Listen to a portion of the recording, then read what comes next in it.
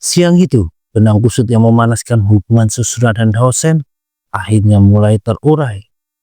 Teso dan Kurosawa bergerak di dua tempat berbeda, membidik satu tujuan yang sama, menghentikan permainan kotor kelompok bertato kalajengking. Di depan stadion, suasana terasa berat, udara seolah menahan nafas. Beberapa pria bertato kalajengking berdiri tegang, karena di hadapan mereka Teso sudah menunggu. Sorot matanya dingin, posturnya santai, tapi niatnya jelas. Tidak ada yang pulang dengan utuh hari ini. Teso bertanya langsung tanpa basa-basi. Apa tujuan mereka mengadu domba susuran dengan Hosen? Tanpa teriakan keras, tapi justru ketenangan Teso itulah yang bikin mereka gentar. Sementara itu di area susuran, suasana jauh lebih panas. Kurosawa berdiri berhadapan dengan dua orang yang sudah ia curigai sejak awal, Kamata dan Tahara. Dengan nada tajam, Kurosawa menyebut mereka mata-mata kalajengking. Pertanyaannya sederhana. Untuk apa kalian menciptakan kekacauan ini? Kamata dan Tahara panik. Mereka menyangkal sekeras mungkin. Tapi Kurosawa justru tertawa. Baginya, kepanikan itu sudah lebih dari cukup sebagai jawaban. Ia berkata santai bahwa ia tahu mereka hanya pion. Bos kalajengkinglah yang menghasut mereka dari belakang layar. Penolakan Kamata dan Tahara semakin keras dan justru semakin membenarkan dugaan Kurosawa. Akhirnya dengan suara bergetar, mereka mengaku mereka ingin merasakan kejayaan. Masuk ke susuran dengan harapan sekolah ini akan menghancurkan sekolah lain. Tapi yang mereka temui hanyalah para senior yang terlalu tenang, terlalu damai. Kurosawa ditantang balik. Bukankah dia sendiri ingin ribut dengan Hosen, terutama dengan orang bernama Mashima? Kurosawa menjawab tanpa ragu. Kalau dia ingin bertarung, dia akan melakukannya secara jantan, tanpa adu domba, tanpa trik kotor. Dan hari ini, ia akan memastikan konflik bodoh ini berhenti. Setelah tentu saja menghajar Kamata dan Tahara. Keduanya sadar tidak ada jalan keluar. Mereka juga tidak menyadari dari balik tembok seseorang menguping percakapan itu. Kembali ke depan stadion, jawaban kalajengking akhirnya keluar. Mereka menyebut semua ini sebagai revolusi. Mereka muak melihat 4 raja Toarushi hidup damai tanpa saling menyerang. Bagi mereka, kota yang tenang adalah kota yang membosankan. Dan sejak aliansi Kurotaki runtuh, pilihannya tinggal 2, susuran atau Hosen. Teso tersenyum tipis. Ia mengakui satu hal.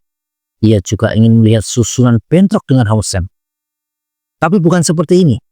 Bukan karena dimanipulasi oleh hama-hama bertato kalajengking. Tanpa apa-apa, Teso melompat turun ke hadapan mereka. Dengan penuh percaya diri, ia menyatakan akan menghajar mereka semua. Di susuran, perkelahian pun pecah. Kurosawa melawan Kamata dan Tahara seorang diri. Meski kuat, 1 lawan 2 tetap menguras tenaga. Pukulan demi pukulan saling beradu.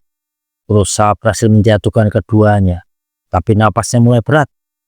Dan saat pertarungan mencapai puncak, teriakan terdengar. Rombongan murid dari fraksi Bajer muncul. Mereka marah. Bagi mereka, Kurosawa telah mencari masalah dengan 2 anggota Bajer. Dan ternyata Ban Katsuyuki lah yang memanggil bala bantuan. Kurosawa diperintahkan bersujud dan minta maaf jika ingin diampuni. Namun tanpa gentar, Kurosawa menjawab bahwa ia tetap akan menghajar Kamata dan Tahara dan menghentikan perang susuran dengan Hosen ini. Bukan demi reputasi, bukan demi nama besar, tapi demi Shinpei.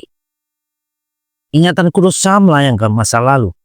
Saat masih SMP kelas 1, ia jauh lebih brutal dari sekarang.